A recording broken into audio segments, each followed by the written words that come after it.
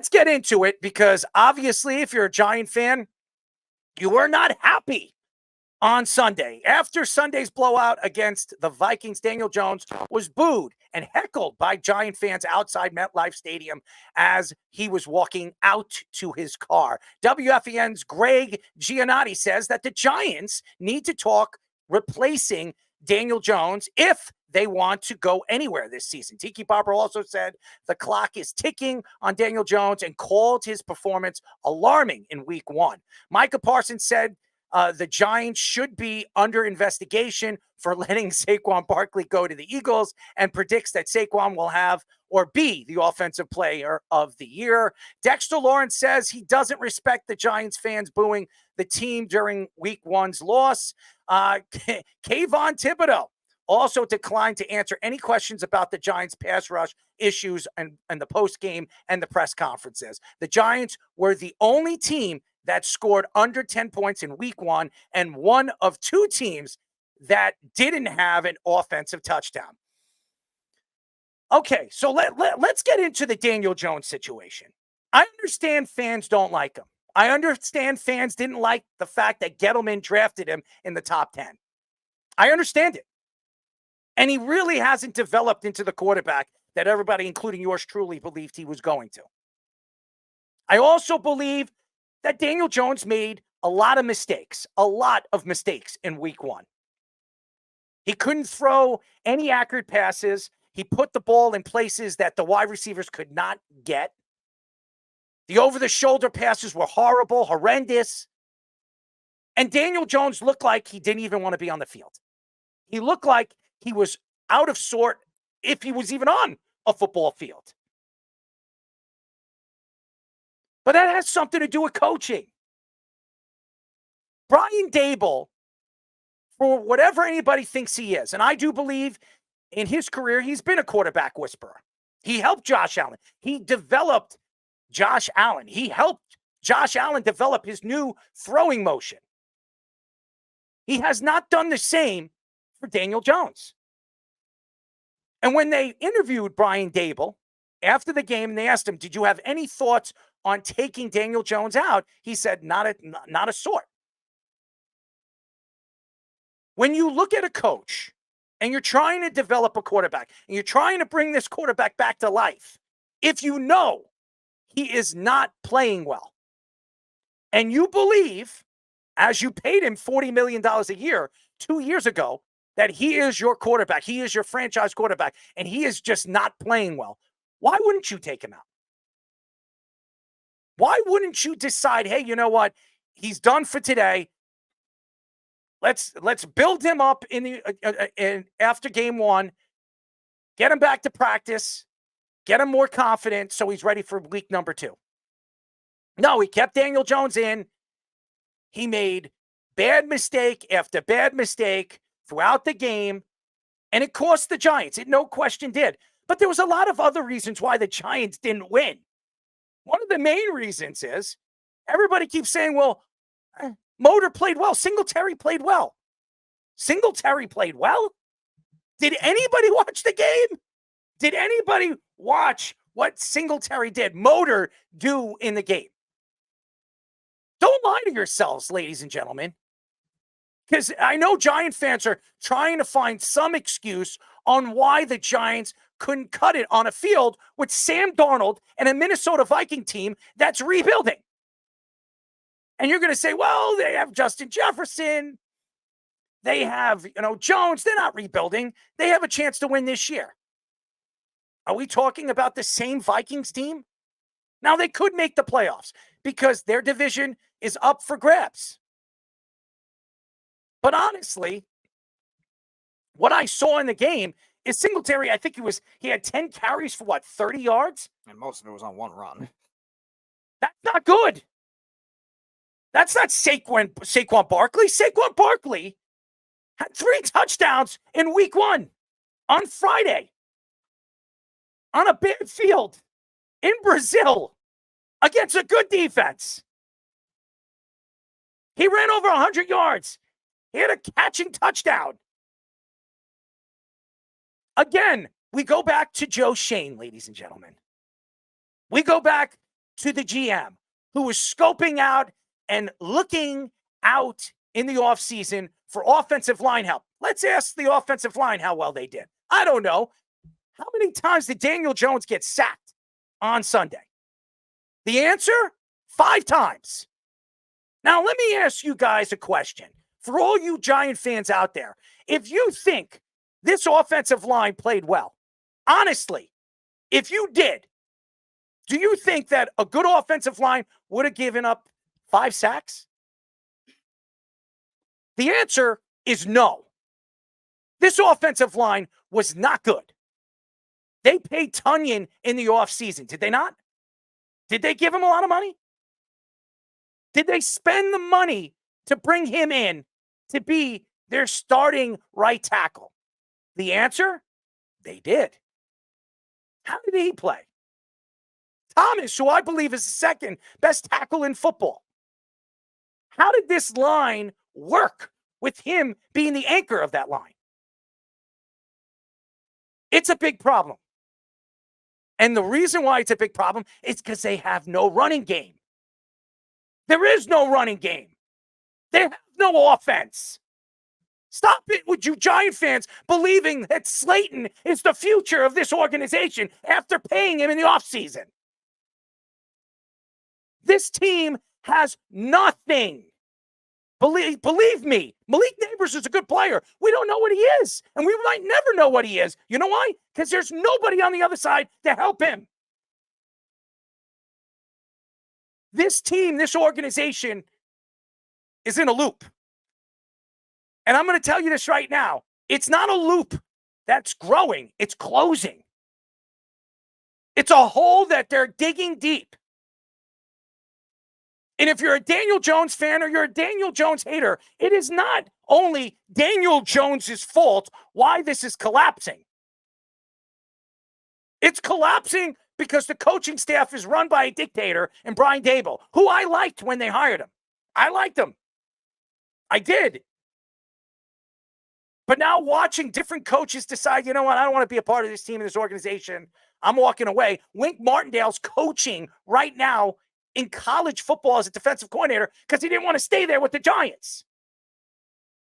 And this pass rush that everybody keeps talking about as they make a trade in the offseason to bring the Carolina's best defensive player, their linebacker sensation, who they paid $140 million to in the offseason. What did he do in this game? What did he do in the game? How many tackles? How many sacks did he have in this game?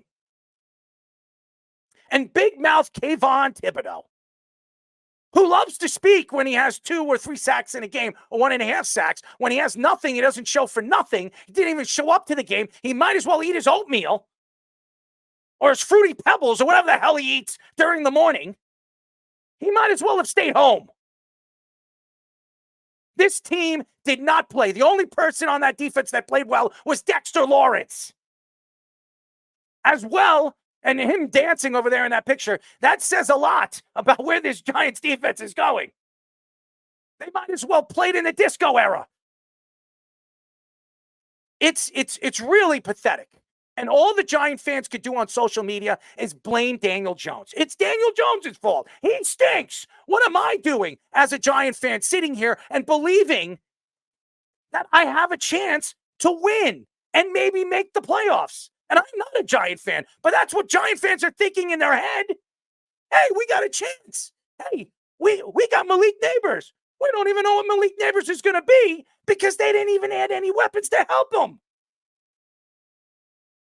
The problem right now lies in their schedule. Week 2, they got the Commanders. They have a chance to beat the Commanders. Jaden Daniels is a good young quarterback, but he's young. If this defense does not show up in week 2, and they can't find a running game in week 2, the Giants are going to have a very, very, very long season. And if you're a Giant fan, as I have been a Jet fan my whole life, and watching garbage football after garbage football after garbage football every single season, blaming this quarterback, blaming that quarterback, blaming this guy, blaming that guy. I'm going to tell you this right now. If you don't stop blaming one guy and you don't realize it's a team game, then you don't know football. Nope, you don't. And Brian Dable is the biggest one to blame because I think his play calling was even uncharacteristically conservative too. Like 2 years ago when he won Coach of the Year, this was a very similar level, if not worse, receiving core collectively.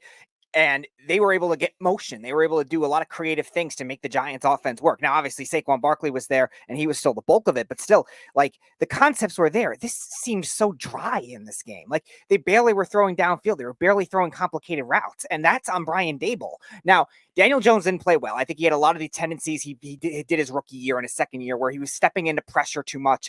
I think probably of those 5 sacks, probably half of them were on him because he stepped forward or he stepped to the side into the rush more than he should. But it was collapsing. What do you want him to do?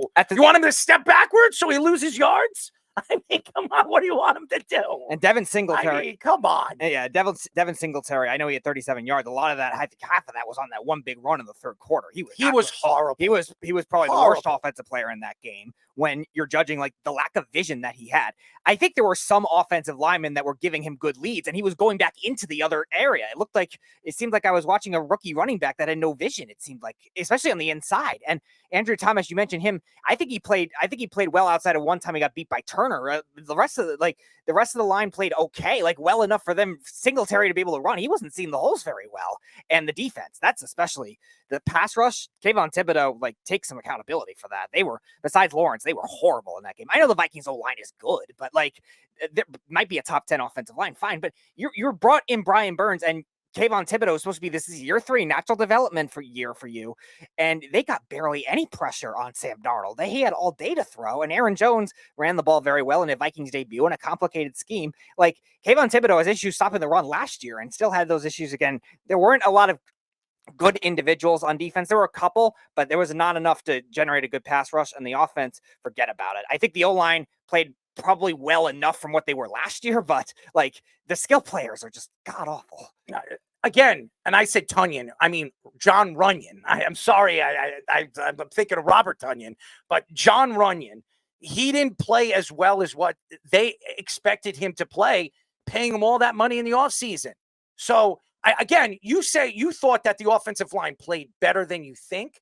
I don't think what I saw in the game, and everybody's going to blame, obviously, Daniel Jones. They're going to blame him because obviously he's the quarterback and he just didn't show up to the game. He really didn't. I don't know what was going on in his head, but it seems like Daniel Jones's game has nothing to do with football right now. Maybe it's hanging out with Mrs. K over there. I don't know, because everybody knows how much I love her. And maybe it's his new relationship over there that everybody keeps talking about. I have no idea what it is, but I really believe that Daniel Jones needs to do some soul searching. He needs to search. He needs to figure out who he is as a quarterback and what he needs to do this year to turn everybody's thoughts of him as a football player back his way and say, oh, this guy's the franchise quarterback. Let's go in the offseason. Let's go bring in a hunter. Let's go bring in another weapon to help him out and help Malik Neighbors out. Because to me, I know everybody wants to blame just Daniel Jones. And maybe it's time for Daniel Jones to go somewhere else. It worked for Ryan Tannehill for a little while. Maybe it's best that maybe Daniel Jones doesn't belong here in New York and maybe he just wait out his welcome. But we don't know what he is because the Giants didn't do him right. They didn't do anything fair in his way, as far as I'm concerned, in the offseason, letting Saquon Barkley go.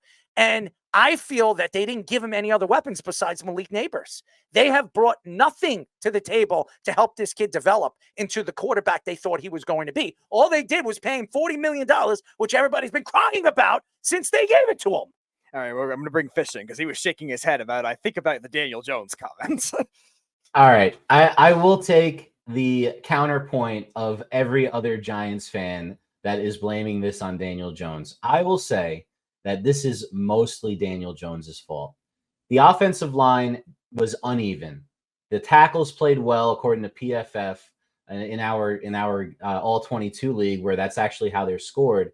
They actually were both above average, and Thomas had a decent game.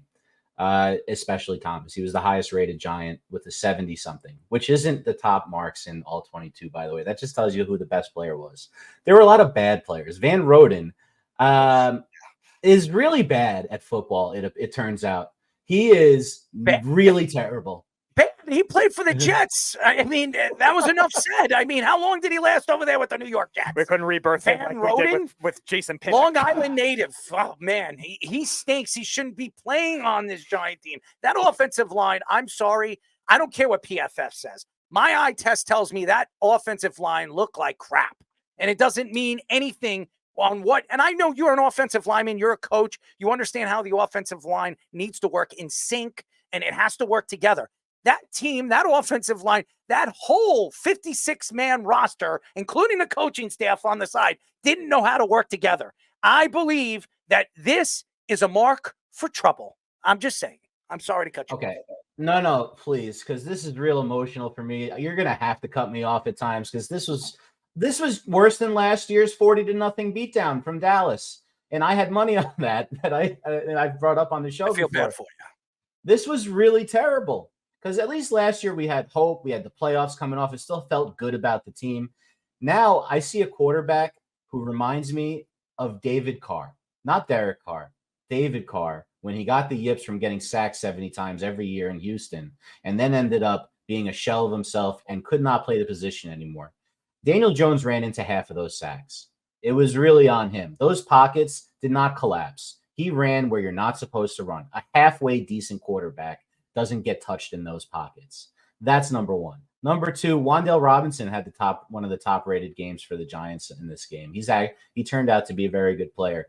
Someone's sleeper that may have been mentioned on this show. Did you start him this week, Fish? Just remember what defense he played against this week. Could you stop? Yeah. Maybe if you started Wan'Dale, Minnesota's defense. You could have beaten John Daigle.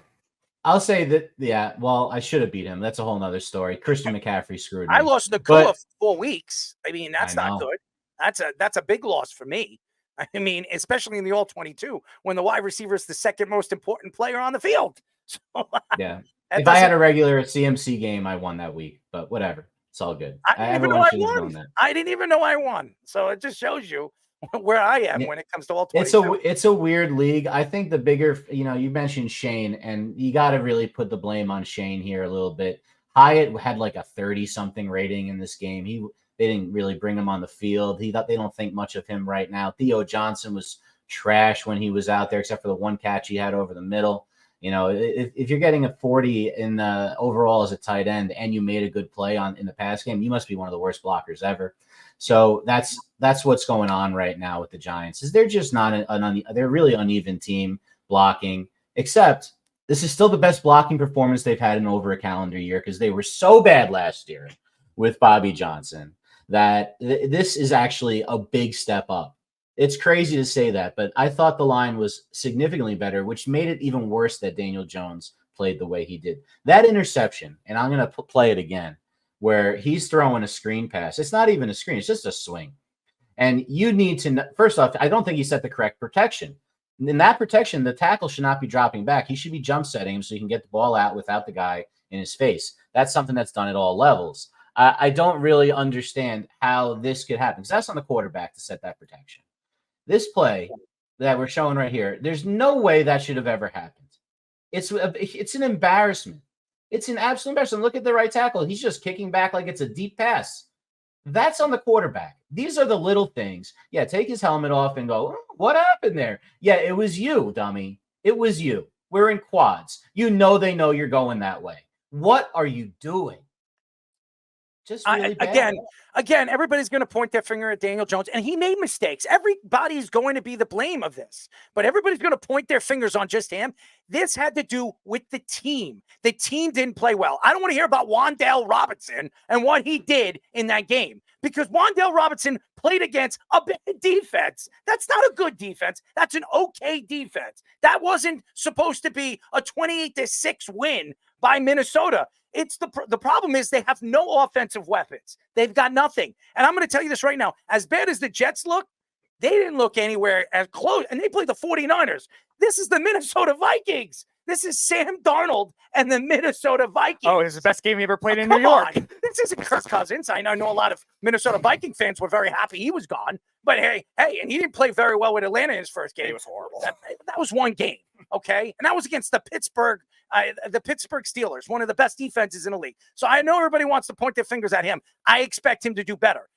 And Michael Penix is not coming in this season. For all you weirdos out there that think Michael Penix is going to step on the field, the only way he steps on the field is if Kirk Cousins gets hurt. That's the only way you see Michael Penix this year. Stop it, guys. Stop with this Michael Penix crap. And that goes for you too, Keith. And I know that's what you think. Okay? Now, to finish up here and speak what I really feel about what I saw with the Giants. Everybody is going to blame the quarterback. It's always the quarterback. But you guys have to look at the big picture here. Who coached this quarterback? Who set this quarterback to fail? Who was the GM of the team in the offseason saying that we have a good roster? I know a lot of Giant fans thought that this roster was good enough to win at least 8 games. What I saw on Sunday, this team is lucky to win 4. Maybe even less. You can't sit here right now and tell me, and I don't want to hear about this quarterback and that quarterback and who you want to. If you think Drew Lock is going to come in and light the scoreboard on fire, you guys are blind. You're on drugs. Listen, I love to look at Drew Lock's woman. I mean, that's something to look at. I get a chance to look at that every single day of my life. I would love to be Drew Lock. But as far as stepping on a football field and dealing with the boos and all the Giant fans telling you suck and give me $1 million when he's walking to his car, tells me one thing about the Giant fans. They don't even know what they're watching. It is pathetic. Giant fans should be behind their team, not sticking it to their quarterback. If I was the quarterback of the team, and by the way, that goes for all the Jet fans, what they did to Zach Wilson. Now, I am not a Zach Wilson lover, and we all know Zach Wilson sucked. He blows, okay? He stinks. He shouldn't even be in the NFL. He should be screwing 50-year-old women at picnics. That's what he should be doing. Nobody cares about Zach Wilson anymore. Him and his pretty boy looks and his new fiance, which she looks pretty damn good, by the way. But nevertheless, I don't care. The fact is what they did to Zach Wilson. The fans did to Zach Wilson when he was failing. Instead of being behind him as a fan, you threw him to the wolves. And that, my friends, and for all you fans out there that are going to sit there and tell me that you're the biggest Jet and Giant fan, it only tells me one thing. You guys are morons. You don't know what you're watching, and you think that by putting your quarterback into place, including the Cowboy fans, busting on Dak Prescott taking $60 million, why would you be busting on probably one of the best quarterbacks in the NFL? Why? Because he can't win in the playoffs? There's probably 4 quarterbacks right now that can win in the playoffs. It is ridiculous. Stop it for you Cowboy fans. $60 million, you don't think nobody's worth that money. But if you're going to tell me right now Dak Prescott being the runner-up for the MVP was not worth $60 million, you don't know football. I'm tired of this. I'm tired of all you fans out there. You don't know crap. Yeah, you heard it. You Cowboy fans, you Giant fans, you Jet fans, and I'm a Jet fan. Boy, oh boy, I hate being one. But I'm not going to sit here today and tell you guys right now, as a Jet fan, that I'm happy to be one. But I am not. I repeat, I am not going to go after Aaron Rodgers when he only had 20 minutes on the field to really build rhythm. That had nothing to do with Aaron Rodgers, except the defense. And don't worry, I'm going to get into the whole Jets debacle on friggin' Monday Night Football. How pathetic. I am not going to sit here today, tomorrow, or the next day and make excuses for my team. What I will do is tell all the fans, open your goddamn eyes.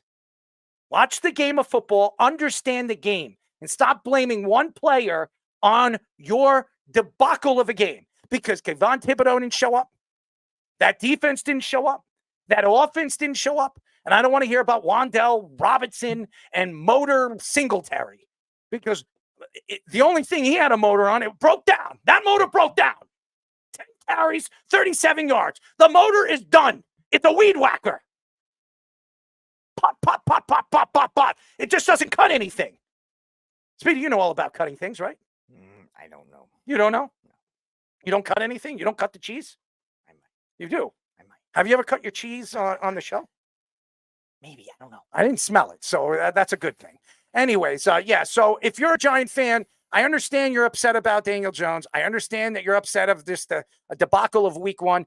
It's going to start worrying you and everybody else out there if they don't show up against the Commanders. I think they're better than the Commanders. I think they should beat the Commanders. But if Daniel Jones shows up and he throws 280 yards and no interceptions and throws 2 touchdowns and runs in a touchdown, Giant fans are still going to pick on him because if the Giants don't show up defensively, it's Daniel Jones's fault. Ridiculous. Stupidity. It's all football. When we come back, ladies and gentlemen, we will be talking to ex-11-year MLB outfielder and founder of the Big League Approach, Jason Michaels. This is the Sports Loudmouth. 631-672-3108 is the number to call. You're listening to the crazy, the original, the nutty Sports Loudmouth. I am the loudmouth. I am crazy. I'm losing my mind as a New York fan.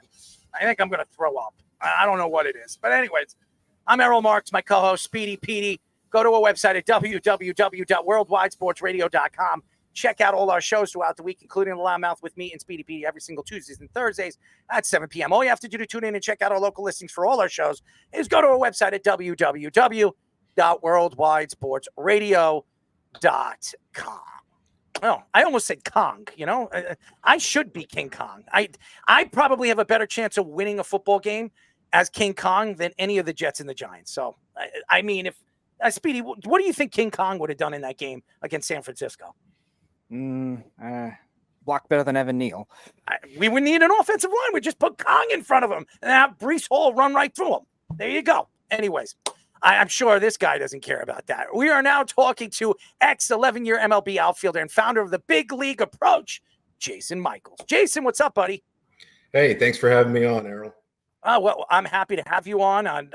You had a very long career, 11 years in the major leagues, and from 2001 to 2011, playing for the Phillies, the Guardians, the Astros, the Pirates. It's a great career, and anybody that plays in the major leagues that long, it says a lot about you as an athlete and just your work ethic. So I do want to get into this season with the Philadelphia Phillies. They've been up and down. In the beginning of this season, they were the hottest team in baseball. Nobody ever thought they were going to get as hot as they were. They were as hot as anybody. And then all of a sudden, after the All-Star break, a lot of mistakes, injuries. Some people say that Trey Turner and Bryce Harper are not getting along in the locker room. I don't know what's going on. Maybe you have more inside sources than we do. What happened? It's just the way the season goes. It's such a long grind, 162 game season. You got ups and downs. The Phillies, they look really good. They really do. And I always tell everybody, I said, you can never count out the Phillies, especially teams that have to go in and play the Phillies at Citizens Bank Park. That's a tough place to play. I've been there as a home, as a home player, and also been there as a away player. And it's a tough place to play. And the fans really have the backs really well there in Philly. So, I mean, I really, really enjoyed my time in Philly. I was a teammate of Bryce Harper's, and right before he made the big leagues, he got called up with the Nationals. I got a few ex-players around, or ex-teammates that are still playing. Yeah, ready to go. By the way, and I'm a Buccaneers fan, so if you need a little scouting report on the Commanders. No, give Errol a scouting report on how good of a coach Todd Bowles is.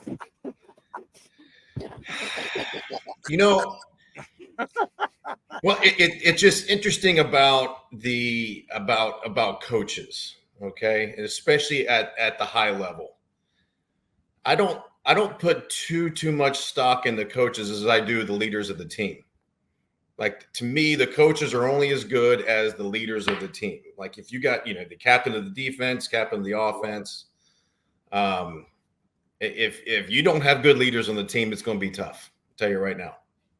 That doesn't matter what sport. Yeah, I wanted to ask you, but going back to you were saying you played with Bryce Harper. Do you have any good stories of Bryce Harper when he was a youngster? There was one. So Bryce was 19. So he was in AAA with the Nationals. I was on my way out. I mean, I think maybe 2 weeks after he got called up, I think I ended up going to the coach's locker room and becoming a coach, and being done with my playing career. But well, anyways, I was hitting behind Bryce this one game, and he was leading off the inning.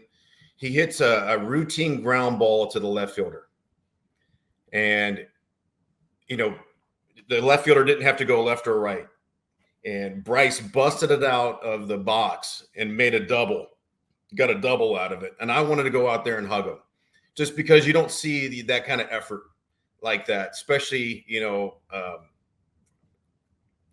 from a younger player. And I really, really appreciated that. And, he's been having a great career. Just like, I want him to keep going and do what he's doing, I mean, he's really doing well. There's no question that he's doing well. He's one of the best hitters. He's one of the faces of baseball. When we speak about Aaron Judge and Ohtani, I mean, you could put Bryce Harper right up there with them. Yeah. I mean, he has been a fantastic Samaritan. And honestly, what baseball is trying to get, that All-American look, that All-American guy, Bryce Harper is that guy. Remember, he was looked at when he was a teen as the next Mickey Mantle. Everybody was like comparing him to Mickey Mantle. His father grew up a Mickey Mantle fan. He grew up, he didn't even play. I mean, he wasn't even alive when Mickey Mantle played. And he got a chance to watch different videos, and his father always sat him in front of a television watching Mickey Mantle, the way he swang, the way he moved his feet, the way he played the field. I mean, Bryce Harper mimicked one of the greatest baseball players, probably the greatest switch hitter to ever play the game. No question that he did. Yeah, you're right. You're right. Absolutely. I mean, you're right. He's right up there, one of the faces of baseball, with Shohei, and you got Aaron Judge.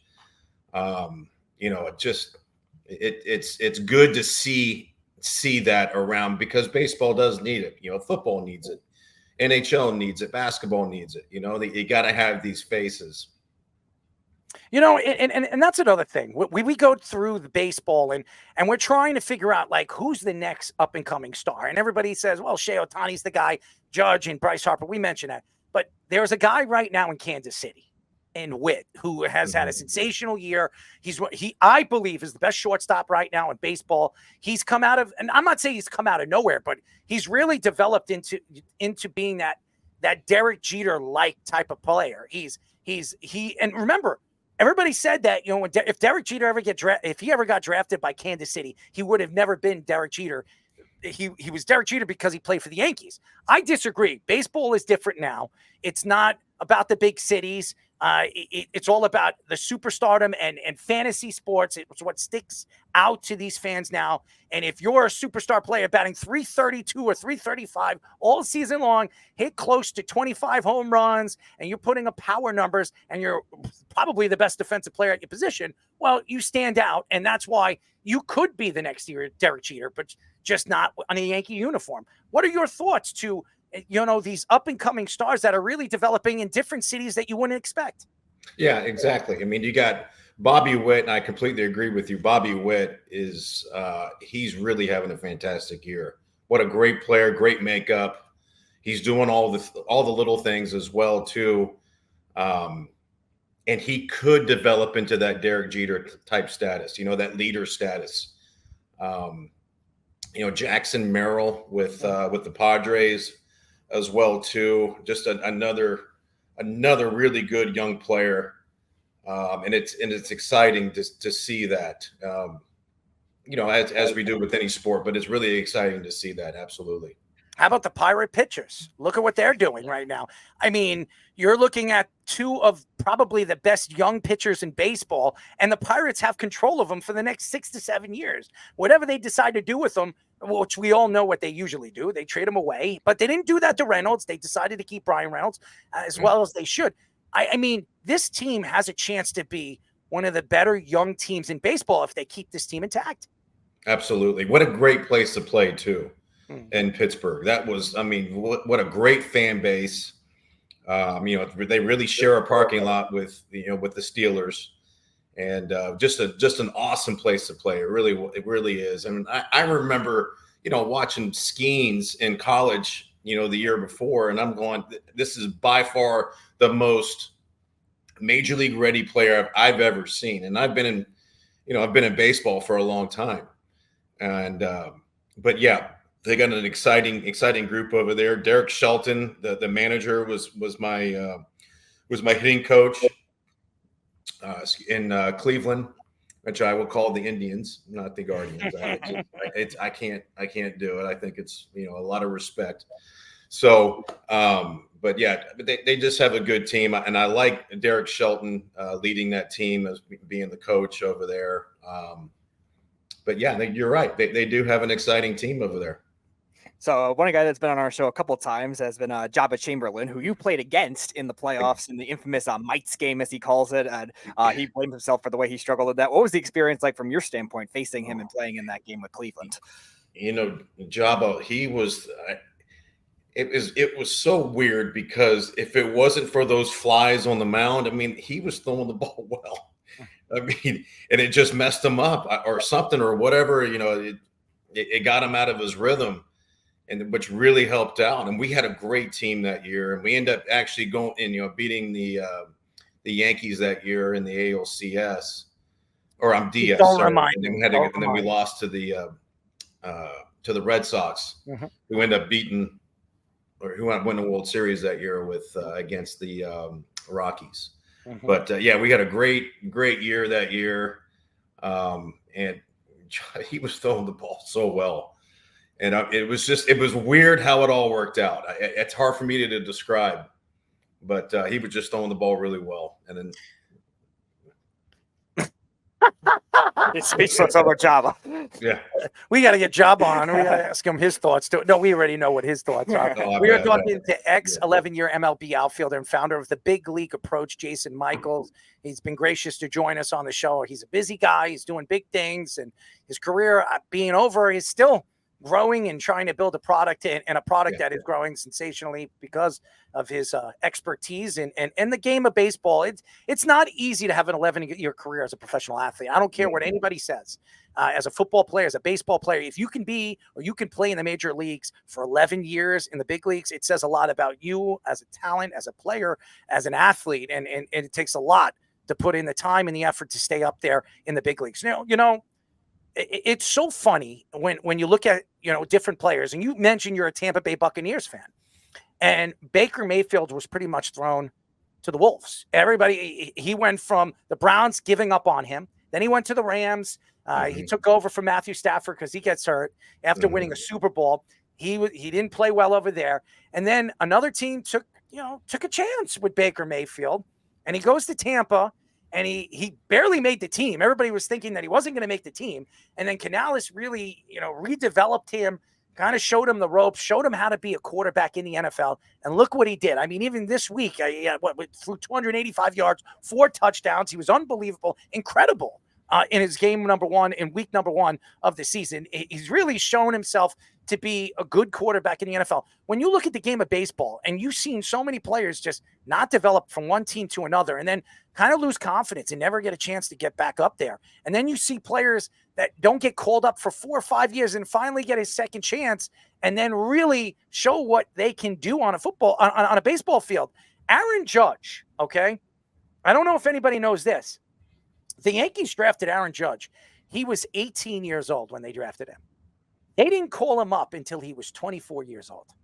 24 years old. That means he was 6 years in the minors. Nobody thought he was going to be a developmental player like he was, and then turned into the player that he is today as one of the best hitters in baseball, if not the best hitter in baseball. When you see the game and the way things happen the way they do, what is the transition? What changes these players? What do these players need to get a chance to be called up again and become successful in the majors? I tell you what, I mean, you hit the nail on the head. It's confidence. It really is. The game of baseball is so unique. It's so much different, really, than a lot of the sports because you're dealing with negative results every day. Every day. And I've played with and against guys that just superstar talent. Their measurables are off the charts, everything, but they couldn't put it together up here. That's the difference between major leaguers and everybody else, is that those negative results that happen every time you get on that field, they're able to overcome and not let those negative results bring them down. bottom line. And you know, that's what I do with the big league approach. A lot of what I do is teaching these guys what's in between their ears. I mean, a lot of these guys can hit, you know, same with any sport, but like as far as in with baseball, there's so many talented guys out there. And I tell these younger, the high school, college kids that I work with, I say, guys, I can walk down the street, I can find somebody, and I can, you know, and they pretty much have some good hand-eye coordination. Not everybody, but I mean, I'm trying to make a point is that there's a lot of talent out there, and what's going to separate you from everybody else is this up here. Are you going to let those negative results that happen every time you get on that field? Is it going to bring you down, or are you able to throw them in the trash and continue to move on? That's the difference between major leaguers and everybody else. Yeah, so you also played with another ex-Yankee. We were talking about Aaron Judge before, but CC Sabathia, who you played with in Cleveland as well.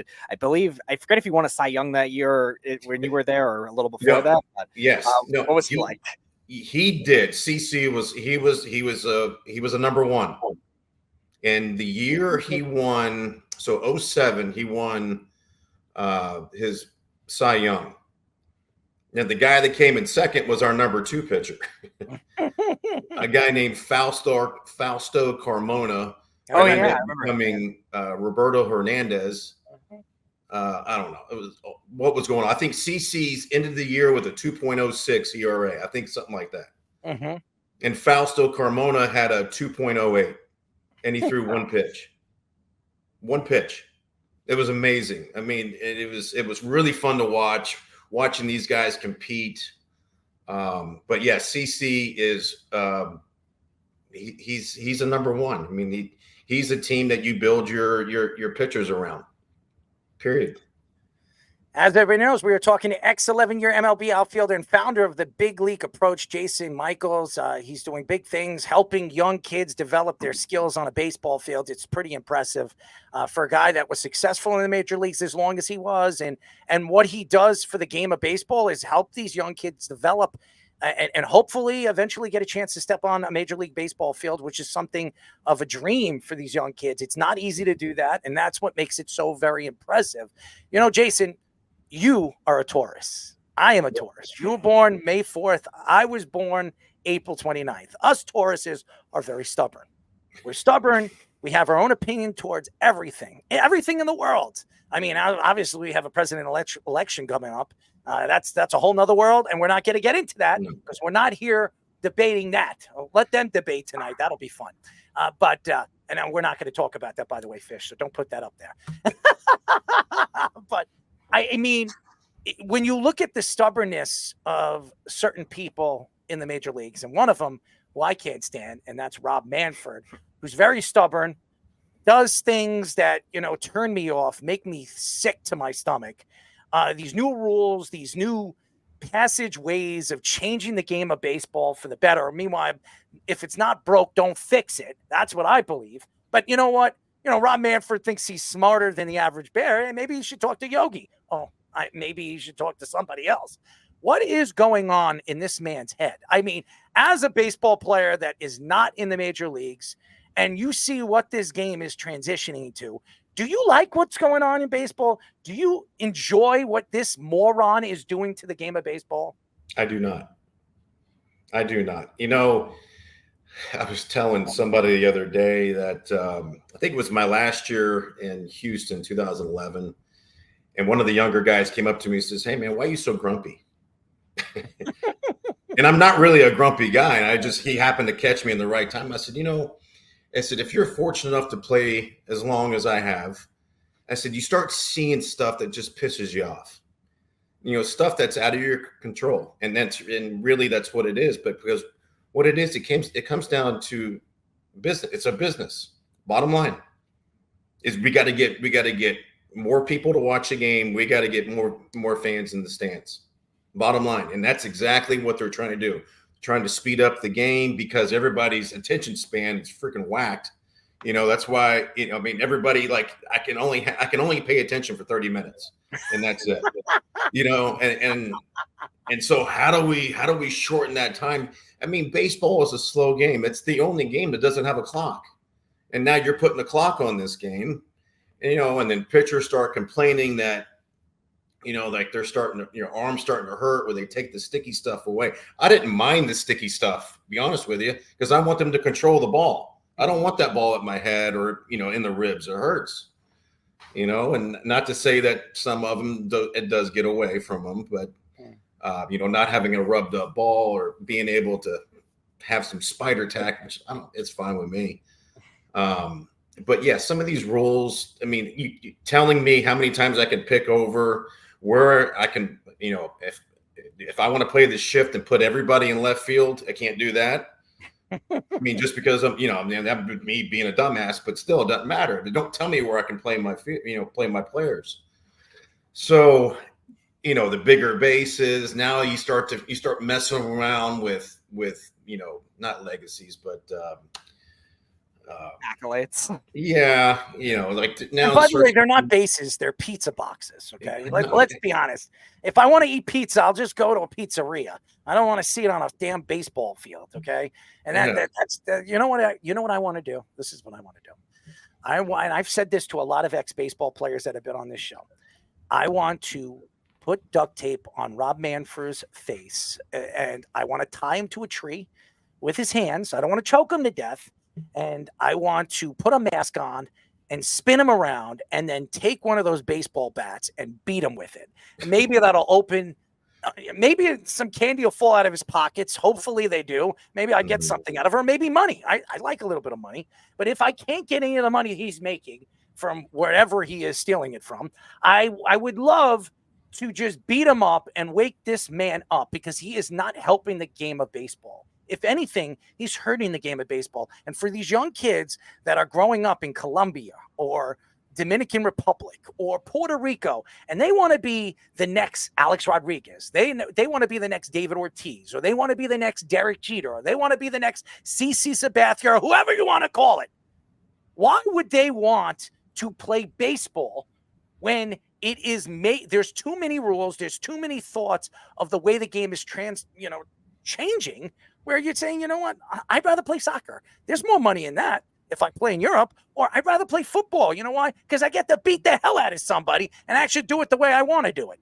And even that game is changing too. That's a whole nother story. So, I mean, if I was an athlete right now, it wouldn't be baseball I'd be picking. When you're trying to you're trying to tell kids, go play baseball. You can make more money. And you could become, you could be a 20-year vet and make even more money doing it. But why would I want to go there if I have a pitching clock, or I'm playing on bases that look like pizza boxes, or fans don't even show up to the games until the 4th or 5th inning? That is a problem right now in baseball.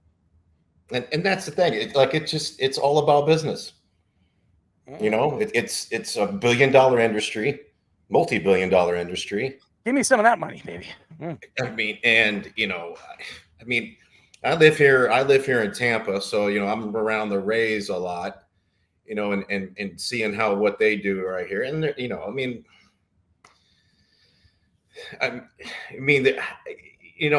got to hand it to the Rays a little bit, because they find a way to figure it out to get to that postseason, and to do what they have. I mean, you can never question. I can't question any of the trades that the Rays have made. I really can't. But it comes back. It's just a business, and I'm more of a purist. I mean, I like the old school. I came up. I think I feel like I came up the old school way a little bit. It was like, hey, rookie, shut your mouth. You run hard, and you show up first. Everything. You don't have that. You don't have enough. And what I think too here is you don't have enough ex-big leaguers that are teaching the guys, this is the way it is. This is the way that we did it before. And this is the way it is. I think there's a lack of respect that's missing in this game. I'm all for celebrations, but you got to keep it in respect. You got to keep it respectful, both sides. Before we let you go, I want the fans to know what your organization is doing right now, and how they can find your organization out in Tampa. I'm actually going down to Tampa this week. I'm leaving on Thursday. I'm heading down there. Maybe I'll stop by and get a chance to, see what you are doing down there. I wouldn't mind doing that. I think it's sensational what you're doing. And again, if you're located down there, my girlfriend's father lives 40 minutes out of Tampa. I'll drive over there and check it out. I would love to see what you're doing right now. Yeah. So thank you. Yeah. The name of my company is called The Big League Approach, www.thebigleagueapproach.com. So I've been working with kids, really young kids, all the way up. I think my oldest client's 58. So wow. I have an older guy that comes in here. He just enjoys the game, enjoys hitting. But a lot of what I do is I teach in here. Okay. I don't really mess with swings too much. Everybody's body's different. Everybody's swing's going to be different. But I want to keep the barrel of that bat in the zone for as long as I can. That gives us our best chance to get a hit or hit the ball hard, let's put it that way. A lot of these guys nowadays are, everybody's trying to swing for the fences. I think batting averages are down, and I don't think that there's enough pure hitters, Aaron Judge or the Juan Sotos, just pure Bobby Witt Jr., just pure hitters. And that's why trying to get these guys back to, let's hit the ball hard. First of all, it's hard to freaking hit. Number one, it's hard to hit. So let's not make it harder. Mm-hmm. And, just really working with guys' confidence, coming up with a mental approach, really dealing with the mental side of the game, whether it's hitting, base running, fielding. I mean, I even work with pitchers as well, too, even though they're not hitters, but I work with pitchers, too, because there's a lot of similar mental approaches that can be used for pitching and hitting. So that's a lot of what I do. I really enjoy what I do. I got a lot of great clients, always looking for more, just looking to teach the game of baseball. Thank you. Do you help radio show hosts with their brains? I mean, because I'm out of my damn friggin' mind. So, if you want to, search in this brain of mine, I mean, I wouldn't mind coming over there and, you put on one of those like helmets, Yeah. I'm going to need a couple of them because I probably hit my head one too many times. But hey, you know what? If you can do that, I mean, that could be a benefit to me too. So, oh my God, you're probably thinking, wow, this guy's out of his friggin' mind. But I am, by the way. But and now so when you listen to our show and you check our shows out, and we will get into the Tampa Bay Buccaneers and our thoughts of what the Buccaneers did on Sunday, which was incredible. And it was nice. I really enjoyed that game. I'll tell you that right now. I really enjoyed it. Well, maybe you should be listening. So maybe you become a fan and send them our way because we are very unique. We're a funny show. We entertain people by our personalities and our knowledge in sports, but also go off set and do what we do, and that's just entertain. Sports radio and media has changed. It's actually really, really bad now, and now everything's transitioning into podcasts. Why? Because there is no good show out there. And unfortunately, I don't know if anybody's listening. I'm not throwing anybody under the bus. I'm not going to mention any names, but what we do here is very unique. And I think that if people tuned in, and we have a lot of fans, and shout out to all the fans that listen to us around the world and around the country, but the fans that aren't tuning in and seeing what we do and what makes us unique, you have to understand entertainment is very hard to do. And to keep you listening, to keep you watching, because you don't know what the hell I'm going to do or he's going to do or anybody's going to do. And even some of our guests on what they do, because a lot of them, they're sticky fingers over there, Mr. Speedy Petey. What is that, Fast Speedy? Are you playing with something over there? I don't know. I think Max Scherzer must have gotten to my hand. Maybe you got to spray something, maybe. I'll ask Max Scherzer. 99% of the world would too. But Jason, we really appreciate the time as well. And I am coming out actually for a week. I'm leaving Thursday. I will be there for a couple of days. If I'll have Speedy, if you have a number, I'll reach out to you. I would love to come out and see what you're doing and see your training. I would like to take some footage and send it to Speedy. We'll cut it up. It would be great. And we could talk, I'd love to have a conversation with you in person. Listen, what makes media in sports so special is the growth of it and understanding the work that you put into it. What you put into is what you get out of it. And I think people don't understand that, and they think it's just easy. Hey, I could talk on a mic. I could do it. And then they go on a mic, and man, oh man, it's dead spots. It sounds like crap. And I'm like, what the hell am I listening to? But hey, you know what? if you're a former baseball player, former athlete, and you say, I could talk into a mic, and then you listen to the garbage they put out there, it only tells me one thing.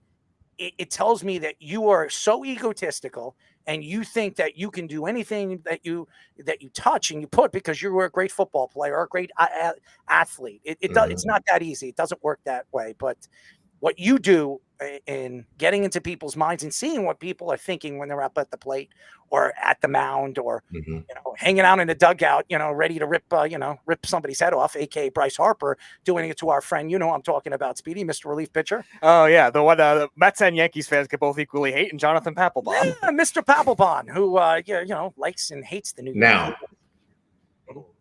Papelbon did have a point. But he shouldn't have done it out there. He should have been underneath. It should have been because Bryce didn't run it out. I completely agree, but you don't do it out where everybody sees it. You got to go underneath. You got to go underneath, Speedy. You got to go underneath the undertone, and make sure that it's clean over there. Clean. I'm not going to be the one to judge that, like Jonathan. And spray it. I mean, cleaning it and spraying it and wiping it are very important to the undertone of that special spread that you put over there. All right, I see, Jason. I see you're a Miami fan. You want to trash talk this Florida State fan? Yeah. Well, I went to Miami. I didn't go to Florida State, but I grew up a Florida State fan. So. Oh, okay. Well, here in Tampa, it's all Florida State. Period. So I'm like a rarity down here in Tampa. Being honest with you, but yeah, it's okay. I still like you. Huh? I still like you. It doesn't matter if you played for Miami, even though look, I want all the Florida teams to do well. I'm born and raised here in Florida. I want all the Florida teams to do well. I think it's a tough start for both teams. Oh yeah, no question. But Miami does look pretty good. That week 1 test against Florida, all my friends went to Florida. So I just sat there as a proud Hurricane right there. So yeah, well, I'm not a proud Seminole, but I did grow up a Seminole fan because I couldn't stand the Hurricanes. I couldn't stand Jimmy Johnson and the crazy stuff that he was saying. But hey, I respect Jimmy because Jimmy stood for something and he was a great leader. And you could see it. Ask the Cowboys, they haven't won since Jimmy Johnson has practically been gone. So we all know what leadership does to winning. So That's enough said. I'm not going to talk about anyone. I want the Cowboys to kill me. But you know what? Everybody else wants to kill me. So why not the Cowboys? The whole team. I stick up for Dak. I like Dak. Anyways, Jason, we love you. I will stay in touch with you. If you want, send Speedy your number. I'll reach out to you. I'll come out there. I'll absolutely come out there. I will be out there. So it'll be fun. I'd love to. Good. Absolutely. Jason Michaels, ladies and gentlemen, the founder of the Big League Approach. He's fantastic, Speedy. Great interview.